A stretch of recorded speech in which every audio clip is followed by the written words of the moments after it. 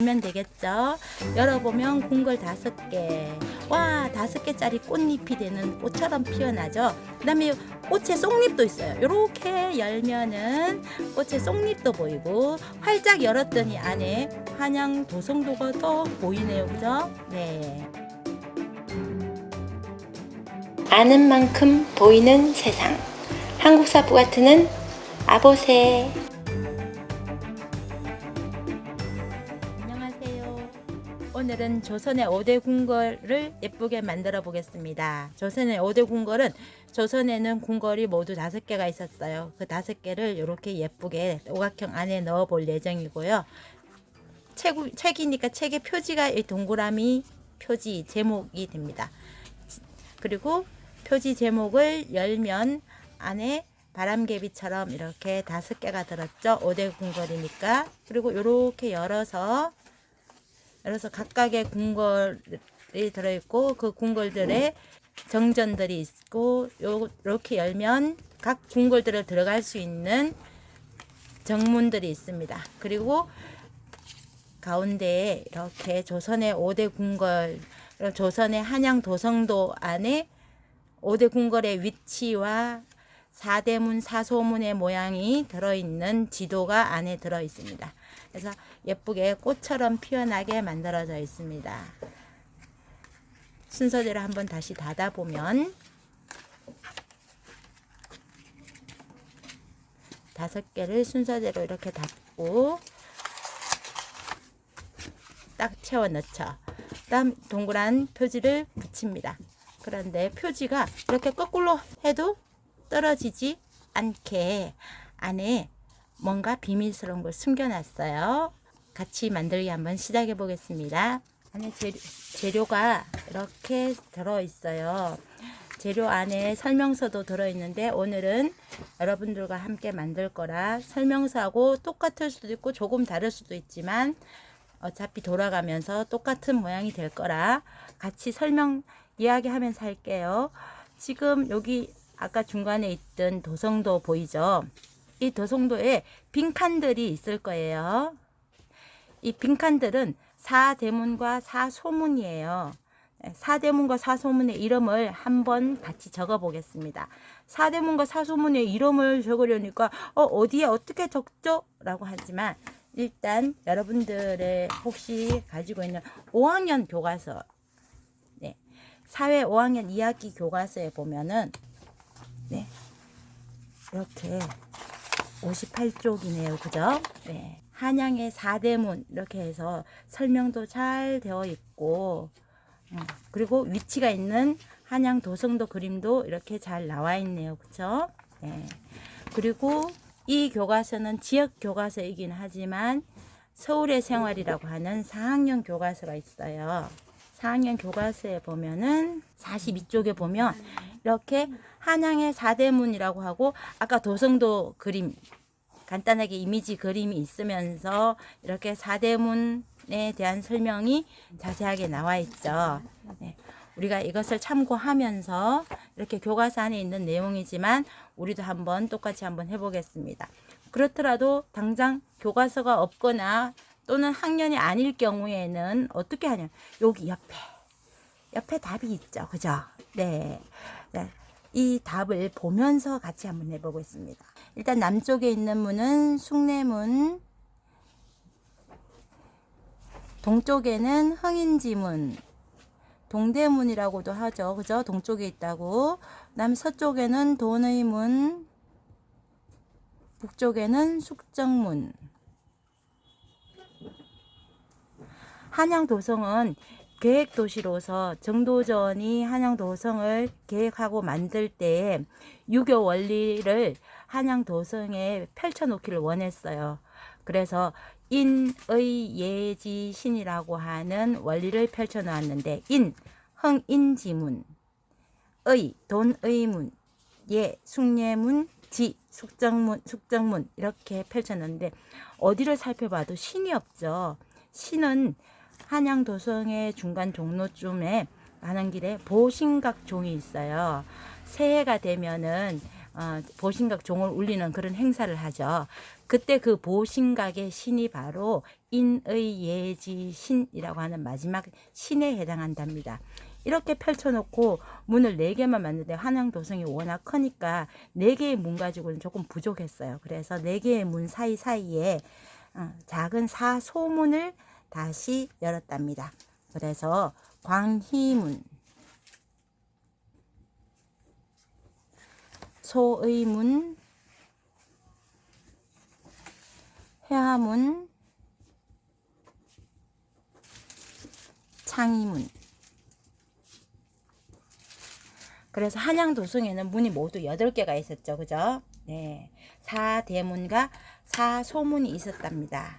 파란색 따라서 가위로 오각형을 커다랗게 잘라줘요. 광희문은 조선 당시에는 한양도성 안에는 시신을 둘 수가 없었어요. 그러니까 한양도성 안에는 무덤을 만들지도 않고 시신도 둘 수가 없었어요. 그래서 시신이 나가는 문을 주로 광희문을 많이 이용했어요. 그래서 광희문의 또 다른 이름은 시구문, 그러니까 시신이 나가는 문이다, 뭐 이런 의미도 두기도 했지만, 네. 오각형 혹시 다 잘랐나요? 네. 그러면 여기에 답으로 만들었던 답지라고 생각했던 요거는 그냥 모양이에요. 얘는 굳이 자르진 않아도 되겠습니다. 이렇게 오각형을 잘랐으면 여러분들이 가지고 있는 재료 중에서 좀 더 빳빳하고 두꺼운 하늘색 있을 거예요. 그죠? 네. 여기에 이 방금 자른 것을 붙일 겁니다. 근데 붙이기 전에 아까 말했죠. 표지에 동그라미가 거꾸로 해도 떨어지지 않는 이유를 말이죠. 그죠? 네. 여러분들 재료 속에 보면 요런 애가 있어요. 여기에 있는 애는 자석이고 여기 뒤편에 있는 건 자석판이에요. 그래서 자석하고 자석판을 일단 분리를 하겠습니다. 다음에 이 오각형의 두꺼운 종이의 중간쯤에 제가 이렇게 동그라미로 풀칠을 하죠. 그죠? 네. 풀을 칠하고 난 다음에 자석판과 자석이 있는데 여기 이번에는 여기 중간쯤에 자석을 놓겠습니다. 이렇게 자석을 두고 그다음 아까 잘랐던 한양도성도가 있는 이 오각형, 이 오각형에 골고루 풀칠을 다 해주세요. 가장자리만 칠하지 마시고 풀칠을 할 때는 전체를 다 발라줍니다. 전체를 풀칠을 다 해주고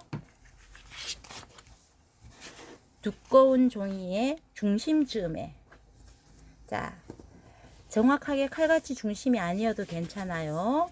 네. 물론 설명서에는 보면 요 도성도만 딱 잘라서 붙이라고도 해놨어요. 도성도만 딱 잘라서 붙여도 똑같습니다. 선생님 오늘은 이렇게 파란색 테두리까지 다 잘라서 이렇게 붙여볼게요. 그래서 싹싹 문질러줘요. 풀칠을 하고 난 다음에는 땅땅 두드리는 것이 아니라 이렇게 문질러주면 예쁘게 잘 붙죠. 네, 벌써 한양도성도가 붙었네요. 그쵸? 네. 그러고 나면 한양도성도에다가 이제 궁궐 5개를 붙일 이런 눈사람 모양 같은 애가 5개가 있어요. 그쵸? 네. 이 눈사람 모양 같은 애를 자세히 보면 이렇게 선이 2개 있을 거예요. 첫 번째 선 접고 눈사람 모양을 반을 접는 기분이죠. 그죠? 그리고 난 다음에는 이렇게 동그란 눈사람의 머리 정도에 해당하는 부분에 쏙 들어가는 부분을 연결하는 선이 또 보일 겁니다. 그 선을 이렇게 한번 접어주면 돼요. 여러분들이 애써서 접는 것이 아니라 자세히 보면 선이 있어요. 네, 여러분들 애쓰지 않고 쑥 접어도 접히게끔 선이 나 있습니다. 자, 그 다음 다시 여기 눈사람에 쏙 들어간 부분 같은 부분을 연결하는 선 이렇게 접습니다. 다시 한번, 자, 중심 정도 접습니다. 반 정도 접는 거죠. 눈사람 모양처럼 생긴 것에 반을 접습니다. 애써 접지 않아도 된다고 했죠. 그죠? 그리고 머리 모양처럼 쏙 들어가는 부분 접습니다. 그러면 이렇게 옆에서 보면 디귿자 모양, 이렇게 동그라미, 작은 동그라미, 바깥에는 더 큰 동그라미, 이런 예쁜 모양이 돼요. 다시 또 해볼게요. 모두 5개니까 5개 접기 똑같습니다. 이건 접는다기보다 그어져 있는 선을 한 번 더 선명하게 잡아준다고 생각하면 되겠죠. 네. 색깔도 다양하게 5개가 있어요. 여러분들 왜 5개일까요? 5대 궁궐이니까 5개겠죠. 각각의 궁궐 하나씩을 여기에 앉혀줄 예정이에요. 자, 그리고 난 다음에는 이제 이 5개를 이 두꺼운 판에 붙일 예정인데, 풀칠하는 부위가 중요해요. 풀칠은 이렇게 보면 디귿자처럼 작은 동그라미, 큰 동그라미가 있죠. 그럼 요 사이에 요 부분만 풀칠을 할 거예요. 자, 한번 잘 보세요. 동그라미와 동그라미 사이, 자, 요 부분만 풀칠을 합니다. 풀칠을 한 다음에는 큰 동그라미만 보이게끔 이렇게 잡고, 여기 끝부분, 두꺼운 종이의 끝부분에 붙일 거예요. 이렇게 큰 동그라미만 보이게 내려놓고 붙일 거예요. 그 다음에 이쪽 양쪽 끝 쪽 한번 봐주시겠어요? 양쪽 끝에 똑같은 정도에 남겨 놓습니다. 자, 그럼 문질문질해서 딱 한 번을 붙여도 제대로 붙여주는 게 좋겠죠. 자, 양쪽 끝에 조금씩 남겼어요. 한쪽으로 쏠리지 않도록 주의하면 돼요. 자, 다음 색깔은 어떤 것을 먼저 하든지 관계없습니다.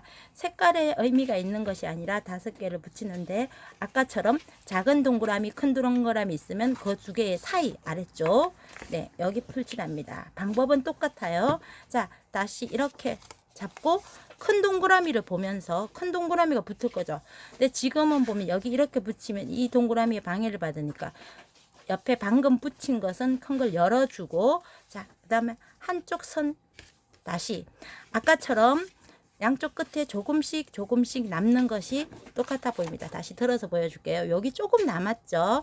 여기도 어때요? 조금 남죠. 그러니까 가운데에 맞춰서 붙인다고 생각하시면 돼요. 그 다음 끝에 맞춰서 붙여주세요. 자, 다시 문질문질 예쁘게 쏙쏙쏙 한 다음엔 이렇게 열어주면 되겠어요. 벌써 2개 붙였네요. 다음 3번째, 아까처럼 큰 동그라미, 작은 동그라미 있으면 그 동그라미 2개 사이 여기 풀칠하는 거죠. 여기, 그쵸? 네, 좋아요. 3번째 거 풀칠을 쓱쓱쓱. 자, 풀칠한 부분 보이죠? 네. 그리고는 이제 큰 동그라미만 보면서 이렇게 잡고, 오각형이니까 각각의 변에 하나씩 붙인다고 생각하고, 붙이는 방법은 똑같이 양쪽 끝을 조금씩 남기면서 다시 또 문질 그 다음 열어주고, 자, 이번엔 4번째, 매번 똑같은 이야기지만 큰 동그라미와 작은 동그라미 사이 공간, 이 공간에 풀칠해서 큰 동그라미를 보면서 아래로 한쪽 또 다른 남은 변의 중심에 붙여줍니다. 문질. 자, 열어주세요. 자, 이제 마지막 동그라미 남았네요. 네, 마지막 동그라미도 앞에 4개와 마찬가지로 큰 동그라미와 작은 동그라미 사이 풀칠. 좋아요. 자, 그 다음에는 한쪽 변을 선택해서 양쪽 끝은 조금씩 남게, 그 다음에 꼭꼭꼭꼭 문질 한 다음에 열어주세요. 아, 벌써 보면은 5개가 활짝 열린 느낌이죠. 네, 요렇게 해줄 겁니다. 여러분들도 이렇게 잘 했죠? 자, 그 다음에는 이제 뭘 할 거냐면은 스티커 있어요. 여러분들이 가지고 있는 재료 중에서 이런 스티커가 있을 겁니다.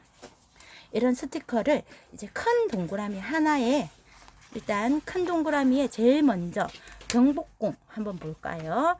자, 큰 동그라미, 여기 큰 동그라미 있죠? 이 큰 동그라미에 하나 붙여줍니다. 경복궁.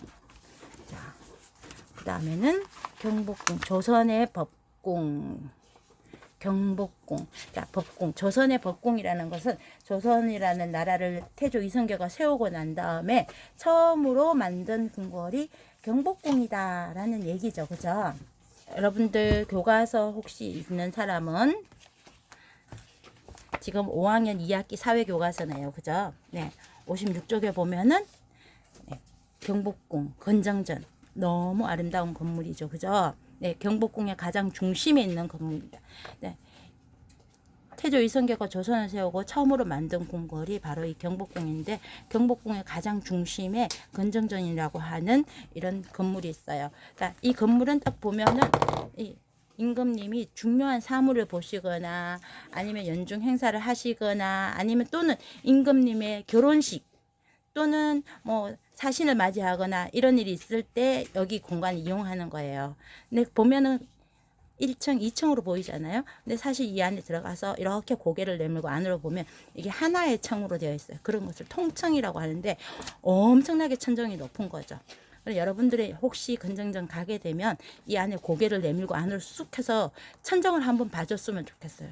천정에 너무너무 아름답고 멋있는 복의 천장이 있는데 그곳에서 여러분들이 용을 한번 발견해 봤으면 좋겠어요. 자, 그리고 이렇게 경복궁 붙였죠. 그러면 경복궁을 들어가려면 문이 있어야 되죠. 여러분들 집에도 현관문이 있는 것처럼 궁궐에도 현관문이 있어요. 근데 이렇게 해서 경복궁의 건정전을 큰 동그라미에 붙였으면 이렇게 접으면 작은 동그라미가 있을 거예요. 이 작은 동그라미에 현관문 붙이는 거예요. 경복궁의 현관문은 여러분들이 많이 들어서 알 수 있는 바로 광화문이에요. 네, 이 광화문을 통과하면 임금님이 계시는 건정전을 볼 수가 있어요. 이렇게 문을 열고 들어가면 건정전, 이렇게 생각하시면 좋겠어요. 네. 그다음에 두 번째 궁궐 한번 볼까요? 두 번째 궁궐은 창덕궁이라고 해서 가장 아름답고 자연의 아름다움을 그대로 이용한 궁궐이고, 조선은 약 500년 역사를 가진 나라인데 이렇게 궁궐은 모두 5개나 있었는데도 불구하고 한 258년 정도 동안에 임금님들이 주로 창덕궁에 머무르기를 원하셨대요.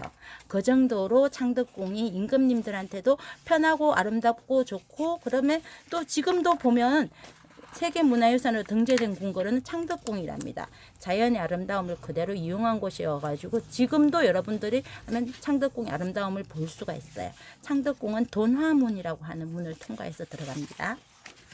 자, 다음에 세 번째 궁궐은 창경궁이 있어요. 창경궁은 우리나라 역사에 아픔을 간직하지 않은 궁궐이 어디 있겠냐마는 창경궁만큼 아픔을 간직한 역사 궁궐이 없어요. 어떻게 아픔을 간직했냐면요, 임금님이 살았던 궁궐이잖아요, 그죠? 근데 여러분들도 알다시피 우리한테는 안타까운 역사가 있었죠. 일제강점기 일본에 의해서 강제로 점령된 시기가 있었잖아요. 그때 일본이 이 창경궁을, 임금님이 살았던 창경궁을 세상에 동물원 식물원을 만들었지 뭐예요. 물론 지금은 동물원 식물원 아니에요, 그죠? 지금은 다시 우리가 나라를 다 되찾고, 그 다음 나라를 되찾고 난 다음에 창경궁에 있는 동물원 식물원을 옮겨가고, 지금은 창경궁으로 복원도 되어 있고 또 앞으로도 더 잘 복원하려는 노력을 하고 있는 중이에요. 그다음 경희궁. 네, 경희궁은 서쪽에 있는 궁궐이라고 해서 서궐이라고 하는 그런 별명이 붙어 있는 궁궐인데요. 네, 경희궁의 정문은 홍화문이에요. 경희궁이 지금 남아있는 궁궐들 중에서 제일 쬐끄맣고 사실 언뜻 보면 궁궐 같은 크기가 아니에요. 그것은 지금의 경희궁이 조선시대에 있었던 상황으로 그대로 있지 않고 그 이후에 그게 학교도 생기고 헐고 여러 가지 용도로 부지를 사용하다 보니까 복원을 한다고 해도 옛 모습을 간직하기가 힘든 곳이죠. 그다음에 덕수궁. 덕수궁은 지금의 시청 앞에 있는 궁궐인데, 여러분들 덕수궁에, 물론 덕수궁의 정전은 중화전이라고 있지만 여기는 석조전을 해놓은 것이, 덕수궁만 보면은 이 궁궐은 딱 보니까 이거 우리 조선시대 궁궐 맞아요? 할 정도의 모습이죠. 일단 서양의 건축 양식을 가지고 있어요. 우리가 조선이 끝나갈 즈음 되었을 때는 이미 서양 문물이 들어왔을 때여서 덕수궁에 서양의 서양의 건축 양식인 석조전을 지어가지고 이곳을 이용했었거든요. 그래서 서양 건축 양식이 보이는 걸로 이미지를 땄습니다. 덕수궁의 정문은 지금은 대한문으로 사용하고 있어요. 근데 여러분들이 어쩌면 눈치 빠른 사람들은 느꼈을 수도 있을 것 같은데요. 여기에 보면 광화문, 돈화문, 그다음에 흥화문, 홍화문, 뭐 이런 식으로 화가 들어가 있죠. 궁궐의 모든 정문은 다 화라는 글자를 넣었어요. 근데 덕수궁만 대한문인 거죠, 그죠? 사실 대한문은 덕수궁의 정문은 아니었어요. 덕수궁의 정문은 인화문이라고 있었는데 사실 그 문을 정문으로 사용하다가 나중에는 인화문의 방향보다는 시청 쪽에 있는 대한문의 방향을 사용하게 되어서 그때는 대한문이 아니고 대안문이었었는데 그 대한문을 주로 많이 사용하다 보니까 정문 아닌 정문이 되어버린 거죠. 그리고 사실 지금 인화문은 그대로 남아있긴 하지만 문의 역할을 하고 있지는 않아요. 그래서 요즘은 덕수궁의 정문을 대안문에서 대한으로 글자를 바꿨거든요. 그래서 대한문을 지금 정문으로 사용하고 있어서 이번 여기 이미지 속에는 대한문을 정문으로 이미지를 담아봤어요. 자, 그렇게 이미지를 담아봤는데 이렇게 열면 이 궁궐에 대한 설명이 없지 않습니까? 그죠? 그래서 이렇게 열어서 각각의 설명들을 안에 넣어 보려고 해요. 각각의 설명들은 선생님이 지금 말한 것들 있죠. 그죠? 그 말한 것들이 여기 보면 동그란 반원 모양 같은 게 있죠. 그죠? 네, 이게 제가 지금 설명했던 내용들이 여기 다 들어있어요. 그래서 여기 하나씩 해보겠습니다.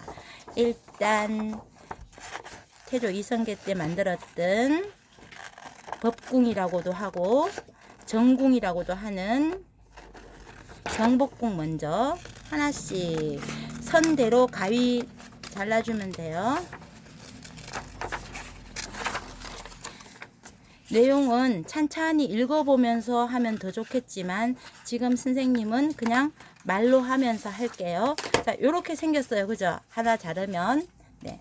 그 다음 풀로 칠해서 풀칠 쓱싹쓱싹 예쁘게 골고루 풀칠을 해준 다음에 자, 경복궁 찾아봐야 되겠죠. 어디 갔나 경복궁. 네, 널리 복을 누리면서 사신다고 해서 경복궁. 자, 요렇게 요 눈사람 아래쪽 요 부분을 딱 붙여주면 좋겠어요. 여기서 경복이란 임금님의 큰 은혜와 어진 정치로 모든 백성들이 아무 걱정 없이 잘 살아간다라는 그런 말이라고 해요. 네. 경복궁은 처음 만들었으면서 어찌 생각하면 마지막이기도 하고 그런 궁궐이에요.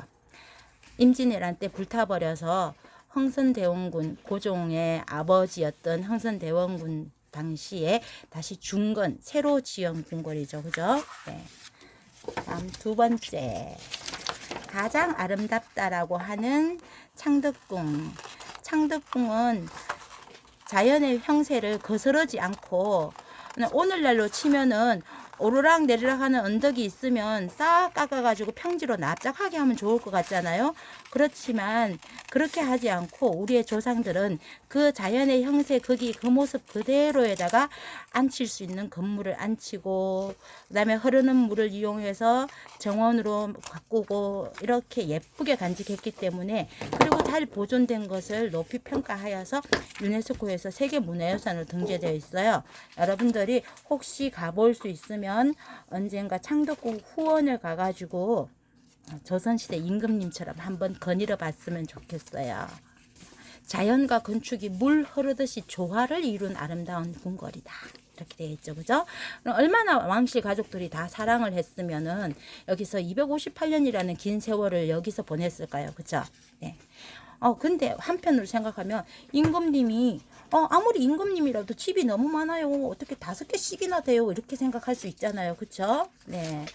근데 임금님이 이렇게 5개나 있는 궁궐은 한 번에 5개가 다 있었던 것은 잘 아니에요. 그리고 한 번에 5개를 다 누리고 살진 않습니다. 최하 못돼도 2개는 있어야 해요. 그러니까 정궁이 하나 있고 또 하나의 이궁이라고 하는 궁궐이 하나 더 필요한 이유 중에 하나가 여러분들도 알다시피 한옥은 다 나무가 주 원료죠. 그죠? 나무로 되어 있다 보면은 제일 취약한 것이 바로 화재예요. 그런데 불이 없으면 살 수가 없죠. 일단 냉난방인데 난방을 불로, 그 다음에 취사, 밥에 먹는 것을 다 불을 이용했지 않습니까? 그러니까 불날 수 있는 소지가 너무 많은 거죠. 그러면 불이 나면은 옆에 있는 건물들도 다 나무로 되어 있기 때문에 홀라당 불타버릴 수가 있어요. 그런데 그렇게 만약에 궁궐이 불타면 임금님이 갑자기 가실 곳이 없잖아요. 그죠? 그래서 만일의 사태를 대비해서 항상 이궁이라는 게 하나 더 필요하긴 했었습니다. 또 그리고 어떤 일일 때 또 하나의 이궁이 언제나 필요했냐면 전염병. 전염병이 혹시나 궁궐 안에 돌면은 궁궐 안에는 뭐 많게는 막 300여 채가 되는 건물들이 다닥다닥 붙어 있었어요. 그러면 그 안에 엄청나게 많은 사람들이 함께 기거했다고 볼 수 있죠. 그죠? 네. 궁궐의 왕족 가족이거나 왕실 가족이거나 또는 궁궐에 일을 하는 많은 사람들이 궁궐 안에서 함께 생활을 했어요. 그러다 보면은 뜻하지 않는 전염병을 맞이할 수가 있죠. 그럴 경우에 임금님을 잠시라도 그 전염병으로부터 안전하게 대피시킬 필요가 있었어요. 그럴 경우를 대비해서 항상 이궁이 하나 더 필요했었답니다. 그래서 궁궐은 5개 있는 거예요. 그 궁궐도 지금은 5개로 있지만 언제나 한 번에 5개가 다 있었던 것은 아니라고요. 그 다음 경희궁은 어떤 안타까운 점이 있었냐면요. 여러분들 혹시 안중근 의사 잘 알고 있죠? 네. 안중근 의사가 하얼빈 역에서 이토 히로부미를 저격했지 않습니까? 그쵸? 네. 그런데 그 이토 히로부미 조선 초대 총독이었죠. 우리 조선을 집어삼킨 일본의 총독이었던 이토 히로부미를 저격했는데 그 이토 히로부미가 그곳에서 죽음을 맞이했는데 세상에 우리 고종 임금님에게 그때는 임금님이 아니고 황제였어요. 왜냐면 대한제국이었기 때문에 그죠? 네, 우리 조선의 황제였던 고종 황제에게 이토 히로부미의 조문을 가라고 했답니다. 근데 이토 히로부미를 위한 사당을 지었다고 해요. 그걸 방문사라고 하는데요. 그 사당의 정문을 만들려고 하니까 옛날에는 그렇게 문을 쉽게 만들 수 있는 정도 아니라 아주 아름드리 큰 나무가 필요하고 그러죠. 그죠? 근데 세상에나 이토 히로부미를 위한 사당의 방문사라고 하는 그 사당의 정문을 사용하기 위해서 이런 경희궁의 정문, 홍화문을 떼서 방문사의 정문으로 사용했지 뭐예요? 그렇게 쉽게 떼서 옮겨갈 수 있냐고요? 네, 한옥은 나무로 되어 있어서 못질을 하거나 그런 것이 아니라 끼워 맞추기 식으로 되어 있어서 언제든지 해체 복원이 가능하거든요. 근데 그걸 그렇게 떼어가가지고 이토 히로부미를 위한 사당의 정문으로 썼으니까 너무 안타깝죠. 그죠? 물론 지금은 그곳에 있지 않아요. 우리가 광복을 맞이하고 난 다음에 이토 히로부미를 위한 사당이 우리에게는 필요 없잖아요. 그죠? 그래서 그곳에 있는 문을 떼어서 옮겨오긴 옮겨왔는데 막상 떼어서 옮겨오려고 하니까 경희궁의 이 전체 권역이 많이 줄어들어서 원래 홍화문이 가야 할 자리에 이미 다른 그릇들이 많이 들어서 있어서 갈 수가 없어요. 그래서 그 옆부분에 옮겨 놓기는 했어요. 그래서 지금은 여러분들이 경희궁 가게 되면 홍화문이 있답니다. 자, 요렇게 해서 지금 일단 5개 이렇게 꾸몄죠. 그런데 아직 뭐를 못했냐면 책이라고 치면 책의 제목을 못했죠. 자, 제목 선생님과 같이 한번 해보겠습니다. 여러분들이 있는 표지 중에 이렇게 두꺼운 종이 있을 거예요. 그쵸? 네, 이 두꺼운 종이에 동그라미 가운데에 풀칠. 자, 이제 남은 것은 자석이 아닌 자석판 남았어요. 자석판 이렇게 붙여줍니다. 중간에. 네, 물론 딱풀로도 충분히 이게 잘 붙어 있어요. 그리고 이렇게 끈이 있을 거예요. 그쵸? 리본끈. 네, 리본끈은 자석판 아래쪽에 풀칠. 자, 리본끈은 천으로 되어 있기 때문에 풀로도 잘 붙습니다. 이렇게 붙여져 있어요. 그리고 나면 여러분들 스티커에 보면은 스티커 쓰고 남은 것에 보면 조선의 5대 궁궐이라고 있어요. 네, 이것이 바로 스티커니까 이렇게 자석판과 끈이 붙어 있는 곳에다가 중심에 맞춰서 이렇게 붙여주면 좋겠어요. 그런데 어차피 동그라미라 시작도 끝도 어차피 동글동글 이어지는 거니까 이 글자가 앞쪽으로 와요 아래쪽으로 와요 신경 안 써도 되겠어요. 그 다음에는 한자로 복복자 네, 이걸 가운데 떡하니 붙여주겠습니다. 한자로 복복자는 뭐냐고요? 네, 경복궁, 조선의 법궁인 경복궁 할 때 그 복이 바로 이 복복자예요. 네, 그래서 그런 상징으로 조선의 5대 궁궐하고 가운데다가 복을 붙였습니다. 네, 그러면 지금 여러분들이 만들어 놓은 이 오각형, 요 속에 여러분들은 이제 잘 알죠? 요 속에 뭐 들었었어요? 맞아요. 똑똑한 친구는 기억하고 있죠. 요 안에 자석 붙였죠. 그런데 여긴 자석판이 있죠. 그럼 여기 두 개를 탁 내려놓으면 자석하고 자석판이 딱 붙어서 얘만 해도 지금 안 움직이죠. 안 움직이죠. 안 떨어지죠. 아무도 열 수 없죠. 그런데 이거 덜렁덜렁. 얘 이상하네. 이렇게 덜렁덜렁 이게 맞을까요? 네, 물론 아니죠. 이렇게 덜렁덜렁 하는 부분은 뒤로 딱 제쳐줍니다. 그 다음에 여기 뒤에다가 이 끈을 고정시켜야 되겠죠. 그죠? 이 끈을 고정시키는데 이 끈은 뭐로 고정시키냐면 여러분들 아까 자석하고 자석판이 붙어있던 요거 기억나나요? 팔각형 모양. 사대문 사소문 있죠. 그죠? 네. 요거를 이렇게 잘라주세요. 팔각형 모양. 얘를 잘라서 풀칠. 풀칠은 언제나 골고루 전체를 펼쳐주세요. 그 다음에는 중심에 맞춰서 딱 꼭꼭 풀을 칠하고 난 다음에 두드리지 말고 눌러주는 거라 그랬죠. 네, 좋아요. 자, 그러면 이제 이렇게 이 동그라미 자석과 자석판을 이렇게 떼서 열겠죠. 그죠?